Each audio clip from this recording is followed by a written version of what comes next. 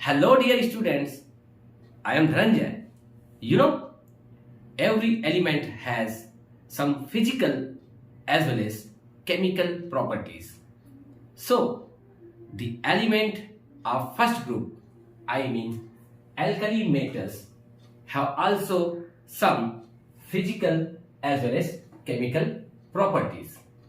So, let's begin today with this video with the physical properties of alkali metals, right?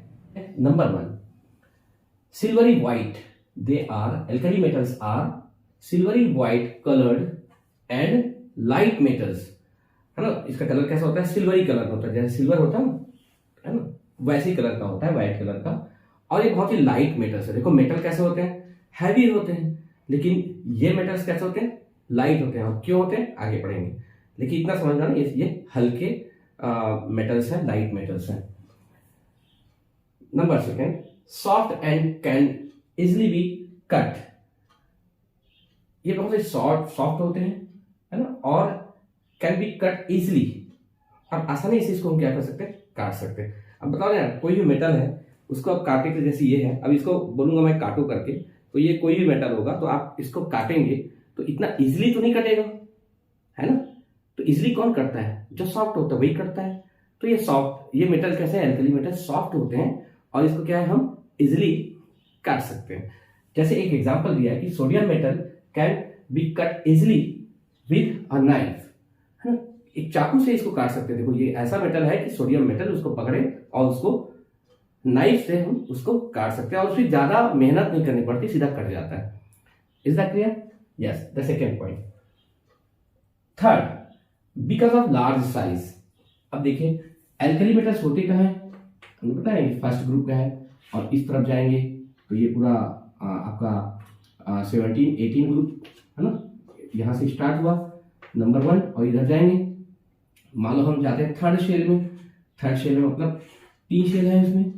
Third period में जाते हैं, 3 shell है। इधर जाएंगे तो 3 ही रहेंगे, आखिरी तक 3 ही रहेंगे, है ना। 17-18 तक जाएंगे, लेकिन इसका न्यूक्लियर चार्ज बढ़ता है, इलेक्ट्रॉनों की संख्या भी बढ़ती है, तो क्या होता है, इसमें कंस्ट्रिक्शन होता है और इसकी साइज जो है वो कम होती जाती है। तो आप देखिए जब इधर जाएंगे तो साइज क्या होगा? साइज कम होते जा रही है, साइज डिक्रीज हो रही है। लेफ्ट से राइट जाएंगे, साइज डिक्रीज होगी। नंबर ऑफ शेल्स वही रहेंगे, साइज डिक्रीज होगी। करेक्ट?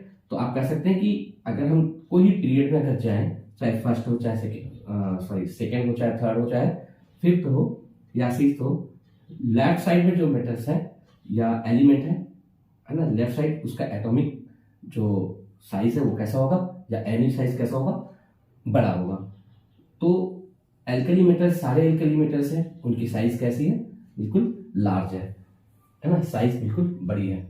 साइज बड़ी है because of large size their density is low. इसकी डेंसिटी कैसे होती है? लो होती है ना। अब क्यों होती है तो आपको मैं बता दिया, क्योंकि अब यार सवाल ये उठता कि इसकी साइज बड़ी है और डेंसिटी का फॉर्मूला क्या है? Density equal to mass upon volume. Mass upon volume. इसका मास कैसे बनाते हैं, मास कैसे निकालते हैं? कोई भी एटम है उसका मास कैसे होता है? Number of neutron plus number of proton. अब number of neutron plus number of proton, ध्यान से सुनना, तब ये क्या बनेगा? मास निकालेंगे। तो नंबर ऑफ प्रोटॉन और नंबर ऑफ न्यूट्रॉन दोनों को मिलाएंगे तो क्या बनेगा? मास बनेगा। इधर नंबर ऑफ प्रोटॉन और न्यूट्रॉन जितना भी है, और वॉल्यूम देखो, वॉल्यूम यानी इसकी, ये देखो वॉल्यूम, इसमें कितने शेल है? 3 शेल है, इसमें भी 3 शेल है। वॉल्यूम क्या हो रहा है? देखो डिक्रीज हो रहा है, वॉल्यूम डिक्रीज हो रहा है ना। और क्या चीज इंक्रीज हो रहा है? इधर जा रहा है तो मास, इसका मास बढ़ रहा है, मतलब न्यूट्रॉन और प्रोटॉन बढ़ रहा है ना। लेफ्ट से राइट जाएंगे तो मास क्या होगा? बढ़ेगा। देखो साइज छोटी होती है और मास क्या होता है? मास क्या होता है? बढ़ता है।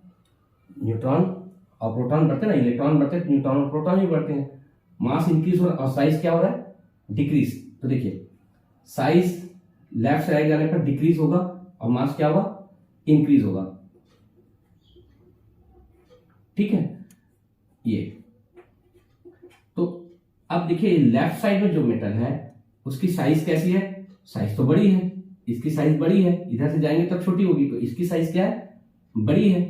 और मास क्या है, मास भी इसका कम है ना, इलेक्ट्रॉन न्यूट्रॉन प्रोटॉन इसमें कम है कि नहीं। तो अब आप देखिए कि इसकी डेंसिटी कैसे होगी, इसकी डेंसिटी भी लो होगी। मास क्या है, अब मास और वॉल्यूम, तो वॉल्यूम ज्यादा है और मास कैसा है, कम है, तो डेंसिटी कैसे होगी, कम ही होगी, राइट। तो और जैसे जैसे ऊपर से नीचे जाएंगे, टॉप टू बॉटम जाएंगे, इसकी डेंसिटी बढ़ती जाएगी, राइट, डेंसिटी इंक्रीज होती है। Why is potassium lighter than sodium, right.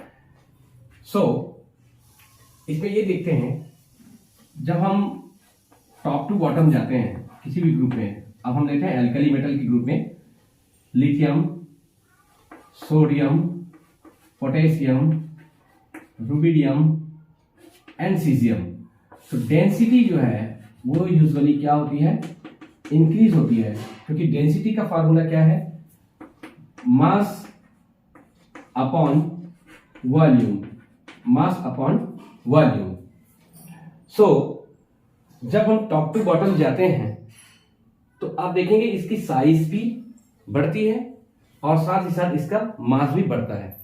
मतलब साइज कैसे बढ़ती है, इसमें नंबर ऑफ शेयर्स बढ़ते हैं और नंबर ऑफ शेयर्स बढ़ते हैं और साथ ही साथ क्या है, इसका मास मतलब नंबर ऑफ न्यूट्रॉन और प्रोटॉन भी तो बढ़ते हैं। तो अब आप देखेंगे इसकी डेंसिटी जो है वो टॉप टू बॉटम जाने से बढ़ती क्यों बढ़ती है, देखो अब मास भी बढ़ रहा है और वॉल्यूम भी बढ़ रहा है, ठीक है, मतलब साइज भी बढ़ रहा है, मास और वॉल्यूम मतलब साइज। लेकिन क्या होता है, टॉप टू बॉटम जाने से मास और साइज दोनों बढ़ रहा है, लेकिन मास जो है वो ज्यादा कंपेंसेट करता है साइज को, मास ज्यादा कंपेंसेट करता है साइज को, मतलब मास जो है वो ज्यादा इफेक्टिव होता है। तो इसलिए क्या होता है, अब मास देखो, मास की वैल्यू अगर ज्यादा है और वॉल्यूम यानी डेंसिटी थोड़ी कम हो जाए, मास अगर ज्यादा इफेक्टिव हो जाए, ज्यादा हो जाए और वॉल्यूम जो है वो थोड़ा कम हो, तो डेंसिटी क्या होगी, ज्यादा होगी ना। तो डेंसिटी की वैल्यू कब ज्यादा होगी, जब मास ज्यादा हो और वॉल्यूम कम हो। तो मैंने बताया ना कि टॉप टू बॉटम जाने से दोनों बढ़ते हैं, लेकिन मास जो है वो मास कंपेंसेट मोर, ठीक है, मास जो है वो ज्यादा कंपेंसेट करता है किसको, साइज को, राइट। तो इसलिए क्या होता है कि डेंसिटी टॉप टू बॉटम जाने से यूजुअली ज्यादा होती है। बट इसके केस में क्या होता है, सोडियम और पोटेशियम के केस में जो ये पोटेशियम की साइज जो है ना, पोटेशियम की साइज जो है वो बहुत ज्यादा इंक्रीज होती है, इसमें एबनॉर्मल इंक्रीज होता है, abnormal increase in size. Potassium की साइज क्या है, एबनॉर्मली इंक्रीज होता है, बहुत ज्यादा इंक्रीज होता है। अब देखो अगर साइज इंक्रीज हो जाए, ये वैल्यू अगर इंक्रीज हो जाए और तो है ना, ये ज्यादा इफेक्टिव हो जाए, ये ज्यादा कंपेंसेट करे, ये ज्यादा इफेक्टिव हो जाए, तो डेंसिटी क्या होगी, कम ना, ठीक है। देखो जब नीचे की वैल्यू ज्यादा हो जाए तो इसकी वैल्यू क्या होगी, कम होगी ना, है ना। डिनोमिनेटर की वैल्यू अगर ज्यादा हो जाए तो वैल्यू तो कम आएगी ना। तो यहां पर पोटेशियम के केस में क्या होता है, साइज जो है वो एबनॉर्मल इंक्रीज होता है, इसलिए ये जो है, ये डेंसिटी के लिए जो एक्सपेक्टेड डेंसिटी है वो होना चाहिए ऐसा, एक्सपेक्टेड डेंसिटी ये होना चाहिए आपको लिथियम, सोडियम, पोटेशियम, रुबिडियम और सीजियम, ये एक्सपेक्टेड होना चाहिए। लेकिन एक्चुअल में क्या होता है, एक्चुअल डेंसिटी क्या होती है, एक्चुअल डेंसिटी लिथियम, अब ये साइन को थोड़ा चेंज कर देना, लिथियम, सोडियम, पोटेशियम, रुबिडियम और सीजियम। अब यहां देखेंगे केवल यहां पर चेंज हो रहा है ये, राइट। ये सोडियम यहां पर एक्सपेक्टेड, हमने कहा ना कि टॉप टू बॉटम जाने पर, टॉप टू बॉटम जाने पर सोडियम की डेंसिटी है ना कम होनी चाहिए और पोटेशियम की ज्यादा होनी चाहिए। लेकिन हो क्या रहा है, कि सोडियम की डेंसिटी पोटेशियम की डेंसिटी ज्यादा नहीं है, क्योंकि पोटेशियम का साइज एबनॉर्मली ज्यादा हो रहा है ना, इंक्रीज हो रहा है, इसलिए क्या होता है इसकी डेंसिटी सोडियम की डेंसिटी से कम हो जाती है। तो अब आप देखेंगे कि सोडियम की डेंसिटी पोटेशियम की डेंसिटी से ज्यादा होती है, इसलिए हम क्या करेंगे, ये वाला साइन, ये साइन जो है वो चेंज हो जाता है। सोडियम इज, है ना, हैवियर, मतलब denser, sodium is denser then potassium, या फिर sodium is heavier than potassium. और रीजन मैंने बता दिया है आपको, क्योंकि पोटेशियम की साइज में क्या होता है, एबनॉर्मल इंक्रीज होता है ना, इसलिए इसका जो वैल्यू है, डेंसिटी है, वो कम आती है और सोडियम की ज्यादा। तो ये है आपका, बिल्कुल याद रखना है, इंपॉर्टेंट यही बनता है, क्योंकि हम जनरली ये चीज जो जान लेते हैं कि टॉप टू बॉटम जाने से डेंसिटी बढ़ती है, लेकिन यहां पर बढ़ती है, तो इसलिए क्या है, हम जानते हैं कि पोटेशियम सोडियम से ज्यादा होना चाहिए ऐसा लगता है, लेकिन एक्चुअल में ये रीजन के कारण पोटेशियम जो है वो लाइटर होता है, किससे, सोडियम से, राइट। या फिर आप कह सकते हैं sodium is heavier than potassium, या potassium is lighter than sodium. Is that clear? So note it down. Physical property number 4,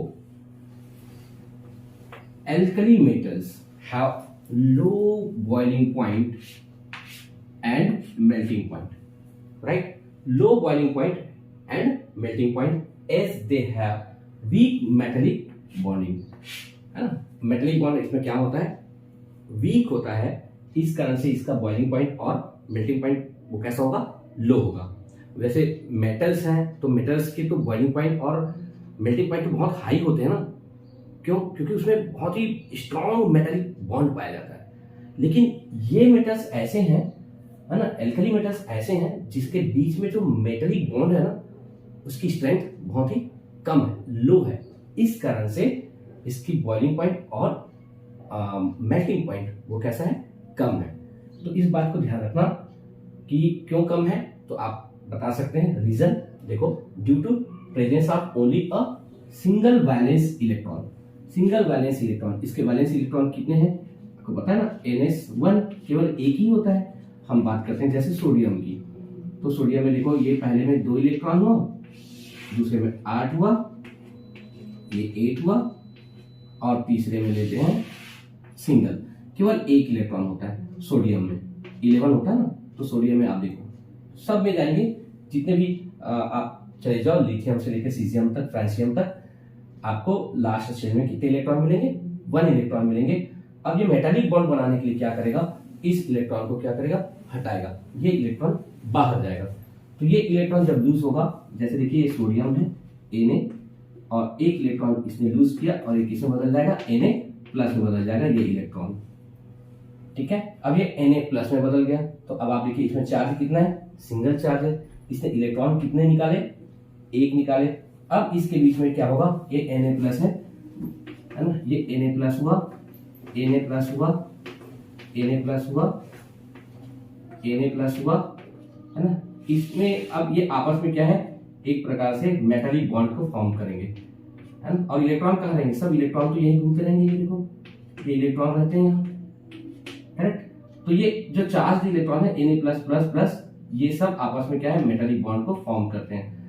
तो अब देखते हैं कि मेटालिक बॉन्ड किस किस पर डिपेंड करता है। तो आप देखिएगा मेटालिक बॉन्ड की स्ट्रेंथ जो है वो किस चीज पर डिपेंड करता है। तो सबसे पहले देखिए नंबर ऑफ डीलोकलाइज्ड इलेक्ट्रॉन, इसके ये होता है प्रोपोर्शनल होता है, स्ट्रेंथ जो है वो इलेक्ट्रॉन के प्रोपोर्शनल होगा। प्रोपोर्शनल होगा का मतलब ये होता है कि अगर जितने ज्यादा इलेक्ट्रॉन होंगे, डीलोकलाइज्ड मतलब ये देखो यहाँ पे कितने इलेक्ट्रॉन डीलोकलाइज्ड हो रहा है, यहाँ पे 1 इलेक्ट्रॉन निकल रहा है ना, तो 1 ही इलेक्ट्रॉन निकल रहा है, 1 ही डीलोकलाइज्ड है, तो इसलिए क्या है, इसकी स्ट्रेंथ कम होगी। और जितने ज्यादा होंगे, अगर डीलोकलाइज्ड इलेक्ट्रॉन ज्यादा होंगे तो स्ट्रेंथ भी ज्यादा होगी, है ना। तो अब देखिए एल्कली मेटल के केस में कितने इलेक्ट्रॉन डीलोकलाइज्ड हो रहा है, मात्र 1, इसलिए इसकी स्ट्रेंथ क्या है, कम होगी। फिर है न्यूक्लियर चार्ज, यहां पर देखो कैटायन पर चार्ज कितना है, सिंगल चार्ज है, कैटायन पर सिंगल चार्ज है ना, 2-3 चार्ज भी नहीं है, सिंगल चार्ज है। तो जितना भी चार्ज होगा उसी के अनुसार क्या होगा, मेटल का स्ट्रेंथ होगा। अब देखिए यहां से महत्वपूर्ण जो है वो क्या चीज है, size of cations, size of cations. तो अब देखो आपको पता है कि एल्कली मेटल्स जो है इसकी साइज क्या है, एल्कली मेटल्स की साइज जो है वो बड़ी है ना, पहले बता चुके हैं, हम बात कर चुके हैं इसकी साइज कैसे होती है, बड़ी होती है। तो इसके आयन की साइज भी क्या होगा, बड़ा होगा, तो आयन भी बड़े होंगे। तो आप बताए कि जिसकी साइज जितनी ज्यादा बड़ी होगी है ना, उसमें उतने ही कम मेटालिक स्ट्रेंथ होता है, क्योंकि ये दोनों देखो strength of metallic bond inversely proportional to size of cation. Cation का साइज अगर ज्यादा बड़ा होगा तो उसकी स्ट्रेंथ क्या होगी, मेटालिक बॉन्डिंग कैसे होगी, उसकी स्ट्रेंथ कम होगी। साइज अगर छोटी होगी तो मेटालिक स्ट्रेंथ ज्यादा होगी, है ना। दोनों में ये डिफरेंस समझ में आया। तो यहाँ पर ये इसके नंबर ऑफ इलेक्ट्रॉन्स के डीलोकलाइज्ड इलेक्ट्रॉन के डायरेक्टली प्रोपोर्शनल है और न्यूक्लियर चार्ज के डायरेक्टली प्रोपोर्शनल है, लेकिन साइज ऑफ कैटायंस के क्या है, इनडायरेक्टली प्रोपोर्शनल। मतलब साइज छोटी होगी तो ये क्या होगा, स्ट्रेंथ ज्यादा होगा, और साइज अगर बड़ी होगी तो इसकी स्ट्रेंथ कम होगी। करेक्ट। तो अभी मैं आपको ये बताइए, थोड़ा सा नोट कीजिए, फिर मैं इसको इसी में आगे मैं बताता हूँ। Right, okay.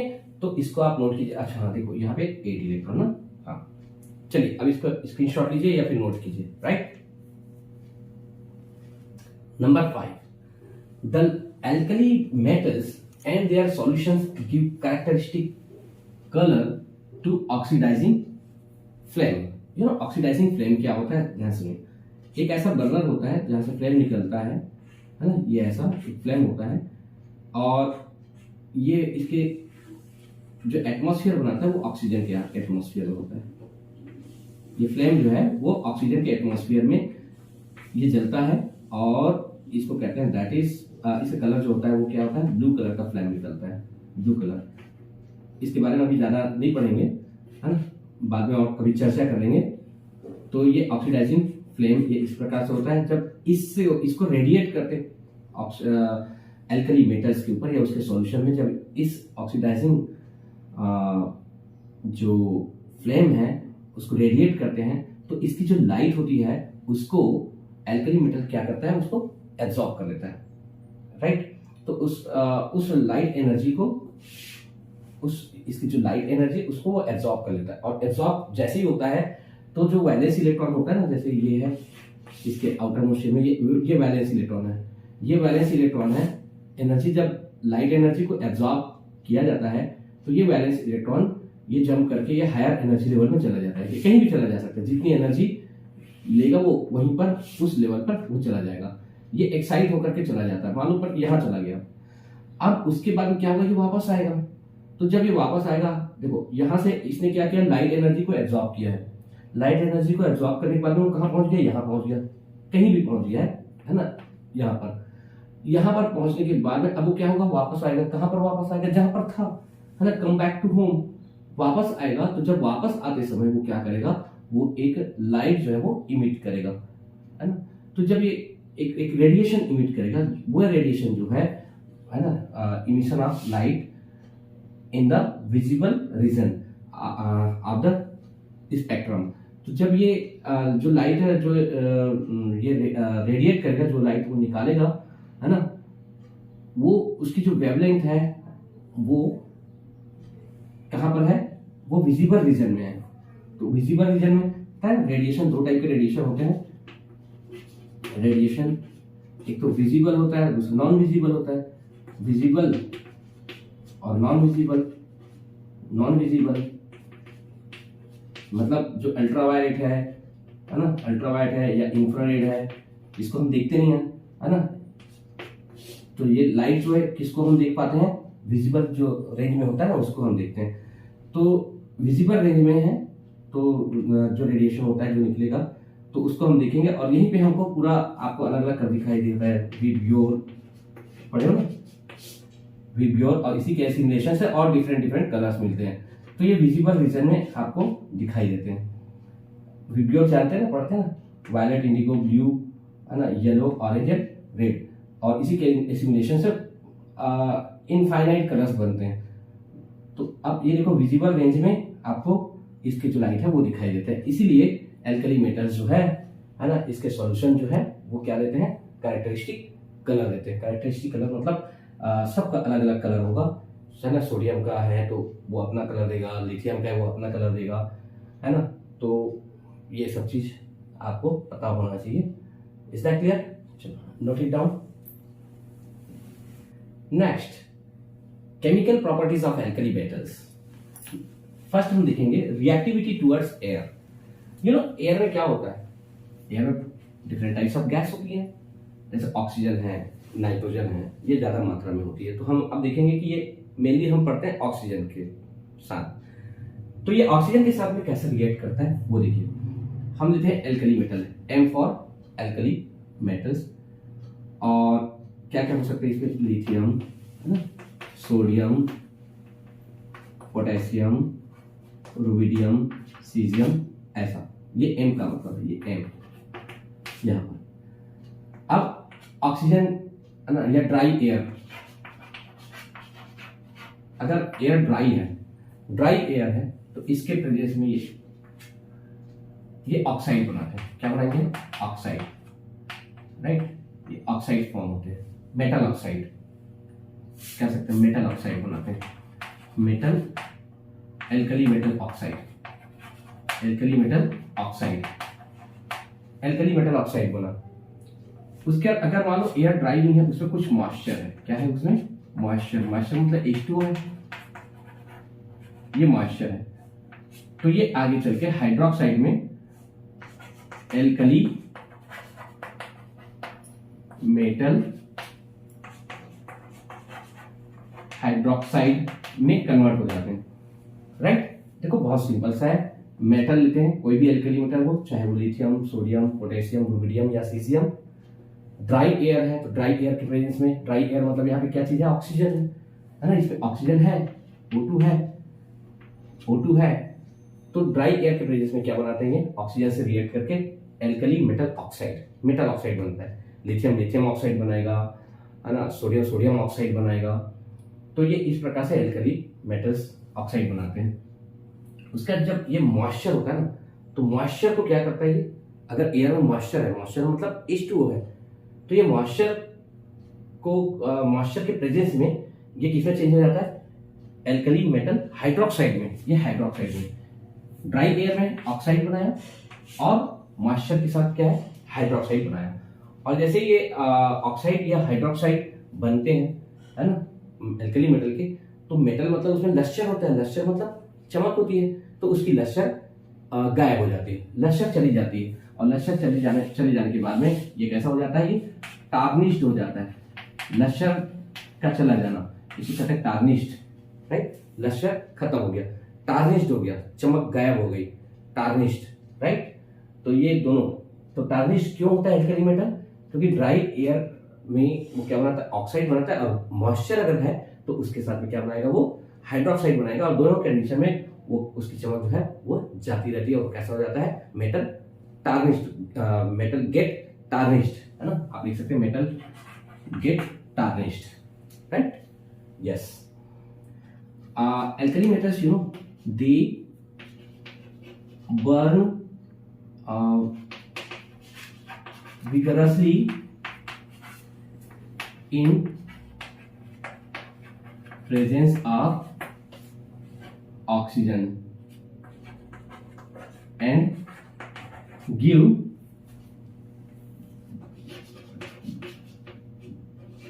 different oxides. So they burn vigorously in presence of oxygen and give different oxides. अब कैसे कैसे ऑक्साइड देते हैं तो देखिए, लिथियम Li2O मोनो ऑक्साइड है, क्योंकि इसमें मोनो ऑक्साइड मतलब ये समझ लीजिए नॉर्मल ऑक्साइड है, मतलब ऑक्सीजन जो है वो कौन से ऑक्सीडेशन स्टेट में है? -2। ऑक्सीजन का नॉर्मल ऑक्सीडेशन नंबर कितना होता है? -2, है ना। मैं आपको अभी लिखने दो, उसके बाद बताता हूँ। और सोडियम क्या बनाया? सोडियम पर ऑक्साइड बनाया। अब देखिए, अब हम लेते हैं कोई भी मेटल लेते हैं M, और इसमें है M का मतलब आ गया आपका पोटेशियम, रुबिडियम और सीजियम की बात कर रहे हैं, तो M+O2, ये यहाँ पर ये जो बनाएगा वो है MO2, इसको कहते हैं हम सुपर ऑक्साइड। अब ऐसे में कैसे याद रखोगे? तो याद रखने का सबसे अच्छा तरीका है, देखो ध्यान से, जितने भी मैंने आपको यहाँ पे ऑक्साइड बनाए हैं उसमें एल्कली मेटल वो है उनका ऑक्सीडेशन नंबर हर जगह, हर ऑक्साइड में कितना है, उसका ऑक्सीडेशन नंबर +1 है। यहाँ भी +1, यहाँ भी +1 और यहाँ भी क्या है, +1 है, सब जगह +1 है। बिल्कुल याद रखिए, जब एल्कली मेटल ऑक्साइड बनाते हैं तो जितने भी ऑक्साइड है उसमें उसका ऑक्सीडेशन नंबर कितना होता है, +1 होता है। लेकिन ये अलग अलग ऑक्साइड बनाए, जैसे कि लिथियम जो है वो नॉर्मल ऑक्साइड बनाया, सोडियम जो है वो पर ऑक्साइड बनाया, और पोटेशियम, रुबिडियम और सीजियम जो है वो सुपर ऑक्साइड बनाते हैं। तो अब चेक करते हैं कि सब में ये मोनो क्यों है, यानी नॉर्मल क्यों है, और ये पर ऑक्साइड क्यों बोले हमने, और इसको सुपर ऑक्साइड क्यों बोला। तो यहाँ पर देखो, जब इसका सबका +1 है तो अब हम इसका कैलकुलेट कर सकते हैं ऑक्सीजन का ऑक्सीडेशन नंबर।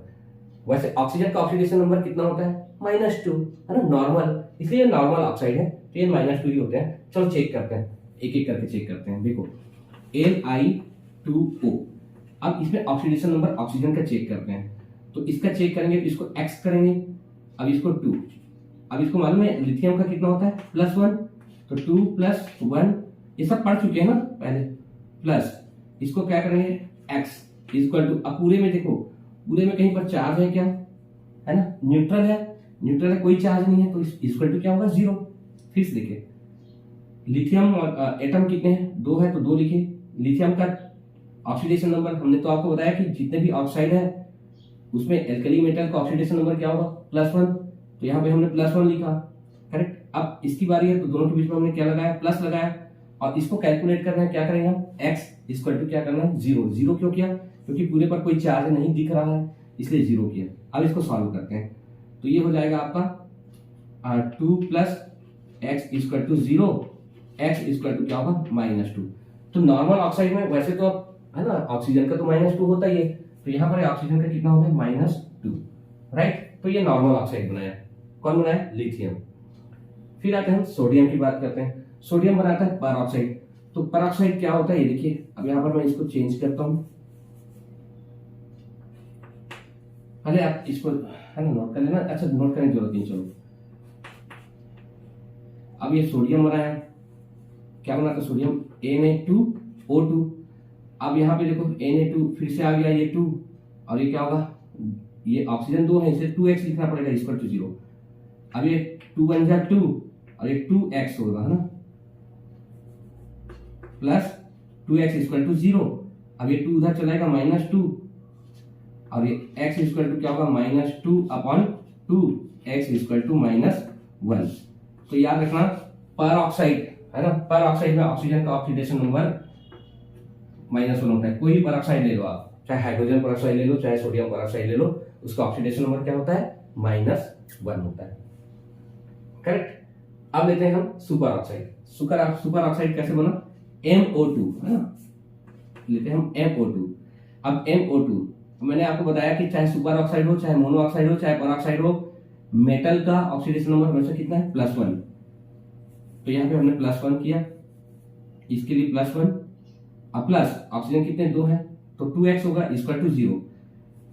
अब इसको करेक्शन कर लो, 1 + 2x इक्वल टू 0। अब ये 1 क्या है, उधर चला जाएगा तो क्या होगा, -1, है ना, ये 1 उधर गया तो +1 है, उधर गया तो -1, और ये हो जाएगा आपका x इक्वल टू -1/2। ये 2 नीचे चला जाएगा तो -1/2। अब ये देखो ये है अब सुपर ऑक्साइड, तो सुपर ऑक्साइड में इसका ऑक्सीडेशन नंबर कितना हुआ, -12 ऑक्सीजन का, करेक्ट। तो इतने प्रकार के ऑक्साइड बनाएंगे। Is that clear, so note it down. अब देखिए एयर में तो नाइट्रोजन भी होता है, तो नाइट्रोजन के साथ भी ये रिएक्ट करता है, लेकिन याद रखना नाइट्रोजन के साथ ना केवल लिथियम जो है वो डायरेक्टली, है ना, डायरेक्टली रिएक्ट करता है और नाइट्राइड बनाता है। लिथियम इन प्रेजेंट, है ना, in reacts with nitrogen in air and form nitride. अब किस टाइप का नाइट्राइड, ये Li3N लिथियम नाइट्राइड बनाता है। कारण यह है कि लिथियम की साइज जो है वो बहुत ही स्मॉल है, छोटी है, इसलिए जो नाइट्रोजन है, नाइट्रोजन आयन जो है लिथियम को क्या है अडेप्ट कर लेता है और वो बहुत ही कॉम्पेटिबल है। देखिए लिथियम नाइट्राइड कैसे फॉर्म होता है, L3N, ठीक है, और ये कैसा होता है, इसका नेचर आयनिक होता है, आयनिक नेचर का होता है। अब आप देखिए कैसे फॉर्म होता है। लिथियम आपको पता है कि लिथियम का एटॉमिक नंबर होता है 3, इसका डिस्ट्रीब्यूशन होता है 2 और 1। नाइट्रोजन होता है 7 और ये 2 और 5। नाइट्रोजन का लुईस स्ट्रक्चर देखते हैं। नाइट्रोजन का लुईस स्ट्रक्चर इस प्रकार से होता है, ये नाइट्रोजन का लुईस स्ट्रक्चर है। आउटर मोस्ट शेल में है कितने electron, 5 electron. It needs 3 electrons more.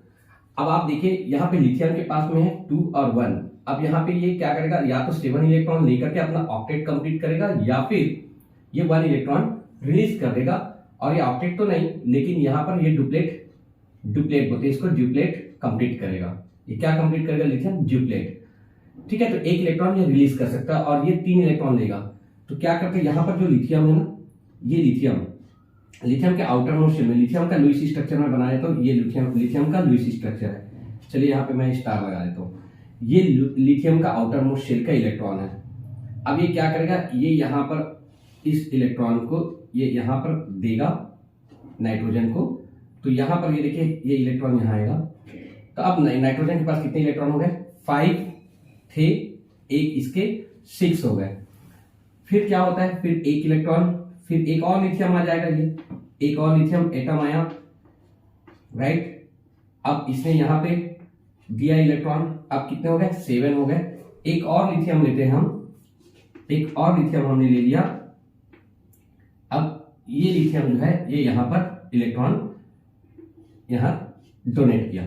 अब आप देखिए, अब इसके पास पूरे कितने इलेक्ट्रॉन हो गए, 8 इलेक्ट्रॉन्स हो गए नाइट्रोजन के पास। तो मैं नाइट्रोजन को ये इस प्रकार से लिख देता हूँ, नाइट्रोजन। इसके पास देखो पहले से कितने इलेक्ट्रॉन थे, 5 इलेक्ट्रॉन्स थे।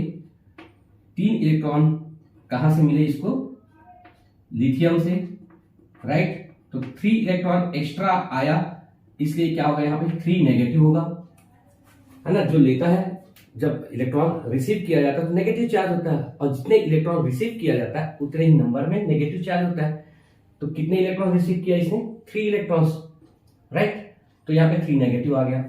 अब लिथियम देखिए, यहाँ पे लिथियम ने 1 इलेक्ट्रॉन डोनेट किया, यहां पर देख लो ये लिथियम है, लिथियम ने 1 इलेक्ट्रॉन डोनेट किया, इसलिए क्या हो जाएगा, वो प्लस हो जाएगा, राइट।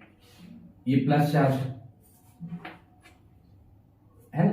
अब कितने लिथियम, 3 लिथियम, तीनों लिथियम में प्लस चार्ज, 3 लिथियम, कौन सा चार्ज, प्लस चार्ज, राइट। और यहां पे लिथियम कितने हैं, 3, और नाइट्रोजन कितने हैं, 1। तो 3 है तो क्या होगा, ये 3 लिथियम,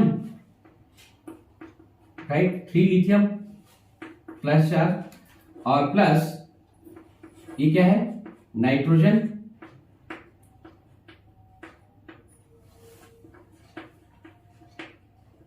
राइट, 3 माइनस। तो ये दोनों मिलकर के यहां पे एक कंपाउंड बनाया, Li3N लिथियम नाइट्राइड। और इसका नेचर कैसे होता है, आयनिक होता है। क्यों होता है आयनिक, क्योंकि लिथियम और नाइट्रोजन की इलेक्ट्रोनेगेटिविटी में बहुत ज्यादा डिफरेंस होता है। दोनों की इलेक्ट्रोनेगेटिविटी में डिफरेंस होने के कारण इसका नेचर कैसा होता है, आयनिक होता है। मतलब लिथियम में पॉजिटिव और ये नेगेटिव, राइट।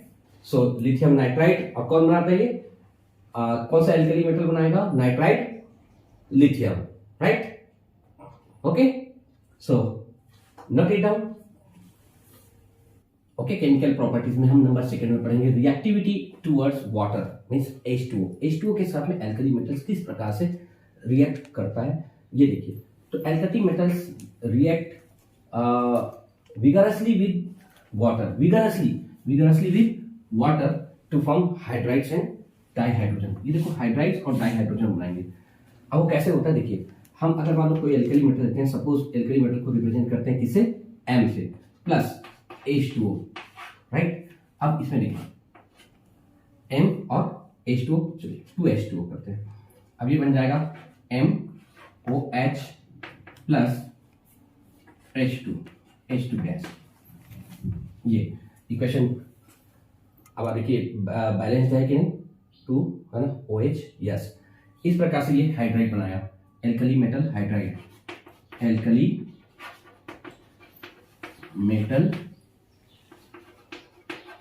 हाइड्राइड। और ये क्या चीज है, di hydrogen. Is that clear? तो ये H2O के साथ रिएक्ट करके ये ऐसा होना है। एक एग्जांपल ले लेते हैं, सपोज ये सोडियम कर लेते हैं, Na प्लस 2H2O,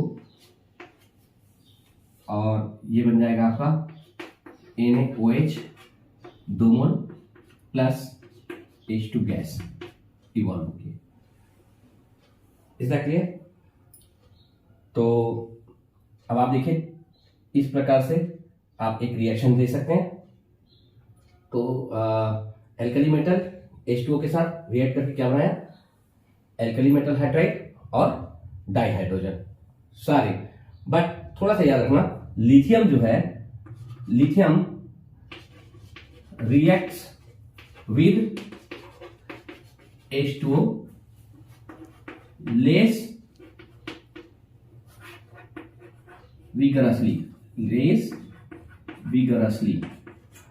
है ना। लिथियम जो है वो थोड़ा कम विगरसली जो है वो रिएक्ट करता है, मतलब इतने तेजी से नहीं करता जैसे कि ये करता है। ये लेस विगरसली करता है, इसलिए क्योंकि ये ज्यादा जोर से नहीं करता है, ये लेस विगरसली करता है। क्यों? क्योंकि इसका साइज कैसा है, इसका साइज जो है वो स्मॉल है, स्मॉल साइज है, as it has small size, right. और साइज स्मॉल है इसलिए हाइड्रेशन एंथैल्पी कैसा होगा, हाइड्रेशन एंथैल्पी, करेक्ट। इसका हाइड्रेशन एंथैल्पी क्या होगा, ये ज्यादा होगा, हाई होगा, high hydration enthalpy high. Size कैसा होता है, साइज इसका स्मॉल है इसलिए हाइड्रेशन एंथैल्पी क्या होगा, इसकी हाइड्रेशन एंथैल्पी हाई होगी। Is that clear? और नेक्स्ट है इसकी डेंसिटी देखते हैं, एंड इट्स डेंसिटी, किसकी डेंसिटी, लिथियम की। लिथियम की डेंसिटी जो है is about half of that of H2O। H2O की डेंसिटी से इसकी डेंसिटी जस्ट हाफ है, किसकी डेंसिटी, लिथियम की। जैसे H2O की डेंसिटी कितनी होती है, डेंसिटी H2O की डेंसिटी जो है वो तो आपको पता होगा, इसकी डेंसिटी जो है वो अबाउट वन ग्राम पर क्यूबिक सेंटीमीटर, अबाउट 1 ग्राम पर क्यूबिक सेंटीमीटर। और जो लिथियम है इसकी डेंसिटी जो है वो है 0.53 ग्राम पर क्यूबिक सेंटीमीटर। तो देखिए ये 1 है और ये क्या 0.5 है, मतलब जस्ट हाफ है। तो इसलिए लिथियम जो है ना उसमें वाटर के ऊपर में सरफेस में क्या होता है, फ्लोट करता है।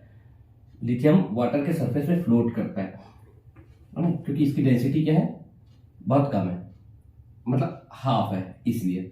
तो आपको पता चला कि ये लेस विगरसली क्यों रिएक्ट करता है H2O के साथ। तो ये रीजन है, ये इतना 2 रीजन, आपको 3 रीजन है। इसकी साइज क्या है, एक तो फर्स्ट है स्मॉल साइज है, दूसरा क्या है इसका हाइड्रेशन एंथैल्पी क्या है वो हाई है, और डेंसिटी जो है वो क्या है इससे कम है, जस्ट हाफ है, इस तीसरा, right. Yes, note it down. Reactivity towards dihydrogen. अब आप देखिए एल्कली मेटल्स जो है वो डाइहाइड्रोजन के साथ में रिएक्ट करके क्या करता है। तो एल्कली मेटल सिंपली जो है वो डाइहाइड्रोजन यानी H2 से रिएक्ट करता है, और इसका टेम्परेचर जो होता है 673 केल्विन। टेम्परेचर को केल्विन में लिखा जाता है। अगर मान लो डिग्री सेल्सियस में करेंगे तो क्या होगा, ये लगभग 400 यानी 400 डिग्री सेल्सियस। लेकिन केमिस्ट्री में, केमिकल रिएक्शन में हम केल्विन में टेम्परेचर को लेते हैं, डिग्री सेल्सियस में नहीं लिखते। तो 400 डिग्री सेल्सियस में 273 को ऐड करोगे तो वो केल्विन में चेंज हो जाता है। तो अब आप देखिए डाइहाइड्रोजन के साथ रिएक्ट करके एल्कली मेटल, इसमें हम एम मतलब लिथियम को छोड़ करके एम लेते हैं। क्या क्या है, लिथियम को छोड़ देंगे तो क्या होगा, सोडियम है, पोटेशियम है, रुबिडियम है और क्या है, सीजियम है ना। ये सब एम का मतलब ये है यहां पर। तो डाइहाइड्रोजन के साथ इसके साथ रिएक्ट करके इसके भी 2 मोल लेते हैं, 2MH, ये प्लस और ये माइनस, ये है आयनिक सॉलिड। आयनिक सॉलिड ये कैसा होता है, ये आयनिक होता है, इसके हाइड्राइड जो है वो आयनिक होंगे। सोडियम, पोटेशियम, रुबिडियम, सीजियम, इसके जो हाइड्राइड्स हैं वो कैसे होंगे, आयनिक। इसलिए मैंने लिखा यहाँ पे आयनिक solids of alkali metal hydrides, ये आयनिक सॉलिड है। लेकिन अब इसमें मैंने किसको छोड़ा है, लिथियम को छोड़ा है। तो ये लिथियम है ना, लिथियम प्लस H2, यहां पर ये 673 यानी 400 डिग्री सेल्सियस में रिएक्ट नहीं करते हैं, बल्कि इसको डबल कर दो। तो 400 डिग्री सेल्सियस को डबल करेंगे 800 होगा, 800 में 273 को ऐड करो तो ये हो जाएगा आपका 1073 केल्विन। इतने में ये रिएक्ट करता है और ये बनाएगा लिथियम हाइड्राइड। ये लिथियम हाइड्राइड बनाता है, लेकिन इसके हाइड्राइड जो है वो आयनिक नहीं होते हैं, इसके हाइड्राइड जो है वो कोवैलेंट होते हैं नेचर में, है ना, कोवैलेंट इन नेचर, करेक्ट। ये कोवैलेंट होते हैं और बस वही कारण है कोवैलेंट क्यों होते हैं, इनके हाइड्राइड जो है वो आयनिक होते हैं, लेकिन इनके हाइड्राइड जो है कोवैलेंट क्यों होते हैं, क्योंकि वही है, फिर जितना रीजन हमने दिया वही है, क्योंकि लिथियम की साइज क्या होती है, छोटी होती है, स्मॉल होती है, इसलिए इसके जो हाइड्राइड है वो कैसा होता है, कोवैलेंट होता है, करेक्ट। नोट कीजिए। Number 4 chemical property, reactivity towards halogen. You know halogen कौन से ग्रुप का है, ये 7 ग्रुप का होता है ना, 7A ग्रुप का। क्या क्या होता है हैलोजन में, हैलोजन को किससे रिप्रेजेंट करते हैं, एक्स से। क्या क्या होता है, fluorine, chlorine, bromine, iodine, astatine, right, ये है, ये सब हैलोजन कहलाते हैं। अब इनके साथ में एल्कली मेटल्स जो है वो रिएक्ट कैसे करते हैं वो देखिए। Alkali metals readily react with halogens to form ionic halides। ये जो है ना एल्कली मेटल्स, जब ये हैलोजन के साथ रिएक्ट करते हैं तो क्या बनाते हैं, आयनिक हैलाइड्स बनाते हैं। वो कैसे, देखिए मैं एक एग्जांपल देता हूं, जैसे ये M, अभी मैं आपको बताता हूं कि M की जगह में मैं फिर से उसको छोड़ता हूं, किसको, लिथियम को, और यहाँ पे हम बनाते हैं, लिथियम को छोड़ दिए तो क्या बनेगा, सोडियम, पोटेशियम, रुबिडियम और सीजियम। M प्लस हम लेते हैं यहाँ पे X, 2 कर लो, यहाँ 2 कर लेते हैं, और ये बनाता है 2MX। लेकिन ये कैसा होता है, इसका नेचर ये होता है आयनिक। कैसा होता है, आयनिक। M प्लस होगा और ये क्या होगा, नेगेटिव। आयनिक हैलाइड्स बनाए, क्या बनाएंगे, आयनिक हैलाइड्स। एल्कली मेटल आयनिक हैलाइड्स, या आयनिक हैलाइड्स, मेटल हैलाइड्स, ये ऐसा, इसको आप मेटल हैलाइड्स भी पढ़ सकते हैं, या अगर पूरा पढ़ना चाहें तो एल्कली मेटल। मेटल कैसा है, एल्कली मेटल्स है, और हैलाइड्स कैसा है, आयनिक, तो इसको बोलेंगे एल्कली मेटल आयनिक हैलाइड्स। अब केवल लिथियम के साथ क्या होता है, लिथियम के साथ in case of lithium plus H2, तो ये बनाते हैं, ये बनाता है 2LiX, लिथियम हैलाइड। ये क्या है, लिथियम कोवैलेंट। ये क्या होता है, कोवैलेंट हैलाइड होता है, lithium covalent halides, lithium fluoride, lithium chloride, lithium iodide, इस प्रकार से हैलाइड। और इसका नेचर कैसा होता है, ये कोवैलेंट होता है, शेयरिंग होती है इसमें, कोवैलेंट होता है, राइट। और ये क्या होता है, आयनिक होता है। ओके, इसको नोट कर लीजिए आप। अब देखिए कि ये जो लिथियम हैलाइड जो है वो कोवैलेंट क्यों होता है, कारण क्या है। देखिए लिथियम जो है इसकी साइज कैसी है, छोटी है, तो साइज छोटी होने के कारण क्या होगा, स्मॉल साइज है। लिथियम का साइज क्या है, लिथियम साइज स्मॉल है, ठीक है।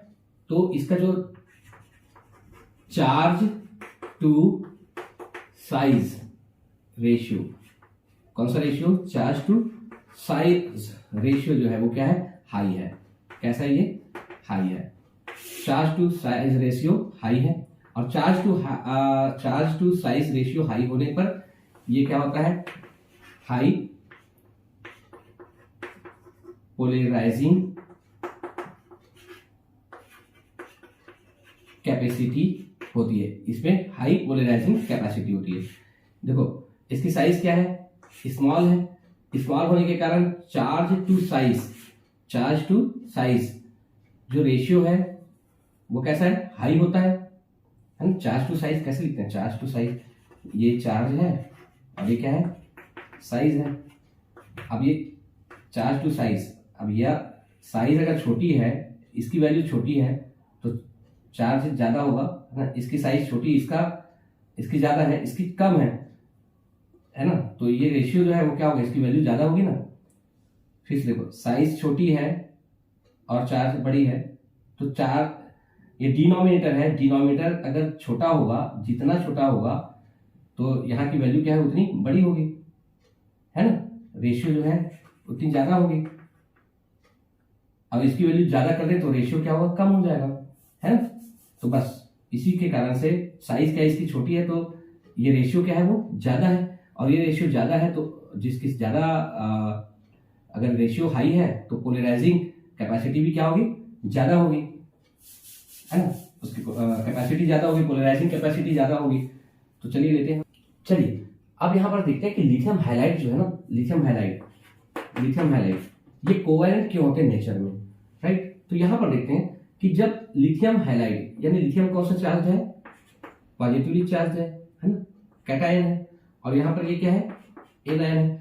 जब ये कैटायन एनायन के पास पहुंचता है तो ये कैटायन जो है एनायन को क्या करता है, यहां पर देखो, अब यहां पर ये कैटायन जो है अगर इसकी साइज क्या है, स्मॉल है, छोटी है, cation being small in size, cation being small in size distort the anion. इसकी साइज जितनी छोटी होगी वो उतना ज्यादा इसको डिस्टॉर्ट करेगा। डिस्टॉर्शन मतलब होता है कि अब इसमें ना ये हैलाइड है तो इसका जो इलेक्ट्रॉन है वो इस तरफ से इधर आएगा, है ना, इस तरफ खींचेगा, और ये प्लस जो है वो उसको रिपेल करेगा। एनायन का जो है इलेक्ट्रॉन को वो करेगा, अट्रैक्ट करेगा, इलेक्ट्रॉन को अट्रैक्ट करेगा, और पॉजिटिव चार्ज जो न्यूक्लियस है उसको क्या करेगा, रिपेल करेगा। यहाँ पे देखिए तो ये यहाँ क्या रिएक्शन होता है, यहाँ पे देखिए, अब यहाँ लार्जर साइज एनायन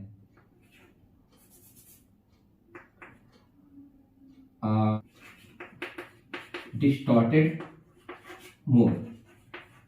अब आप देखिए यहाँ पे, अगर लार्जर साइज, अगर एनायन की साइज क्या है, बड़ी है तो वो ज्यादा डिस्टॉर्ट होगा।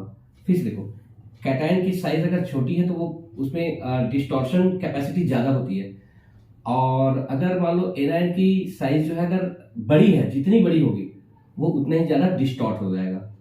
तो अब आप देखते जाइए, है ना, यहाँ पर क्या हो रहा है, जैसे ये है, ये इस प्रकार से जब दोनों पास आते हैं तो क्या होता है, ये चार्ज किसका, ये लिथियम है, लिथियम प्लस, और ये क्या है, इसका न्यूक्लियस है, और ये है आपका हैलोजन एनायन का, ये न्यूक्लियस है, ये ऐसा, राइट। न्यूक्लियस में पॉजिटिव चार्ज होता है ना।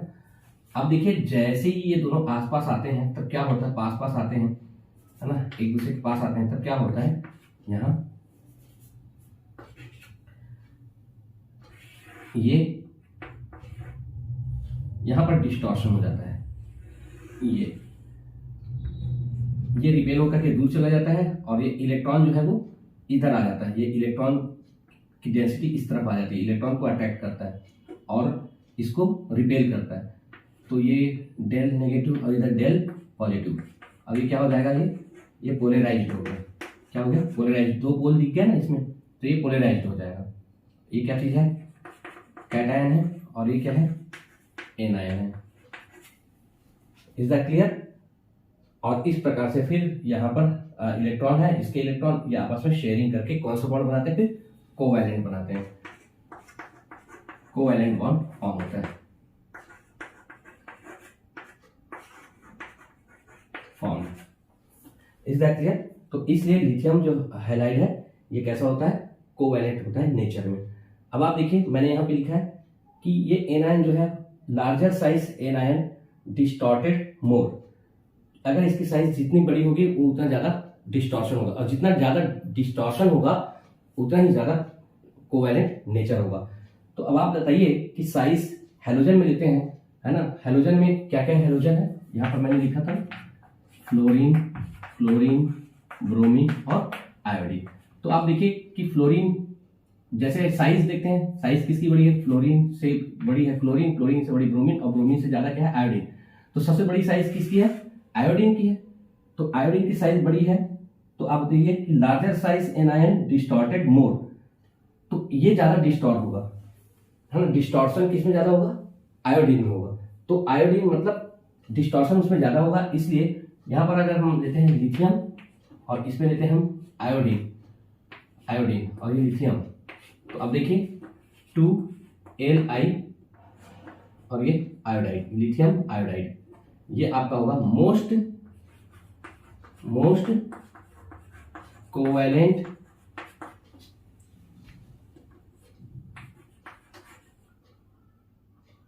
Lithium halide,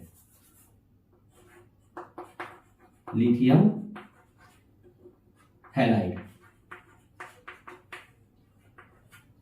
most covalent lithium halide है। तो अगर मान लो क्वेश्चन आता है कि सबसे ज्यादा कोवैलेंट हैलाइड कौन सा है, तो आप लिख सकते हैं लिथियम आयोडाइड। कारण क्या है, लिथियम कैसा है, साइज छोटी है, और आयोडीन कैसा है, साइज सबसे बड़ी है ना, एनायन की साइज बड़ी है, इसलिए पोलराइजेशन उसमें ज्यादा होगा, और कोवैलेंट इसलिए कोवैलेंट नेचर भी उसमें ज्यादा होगा। Okay, note it down.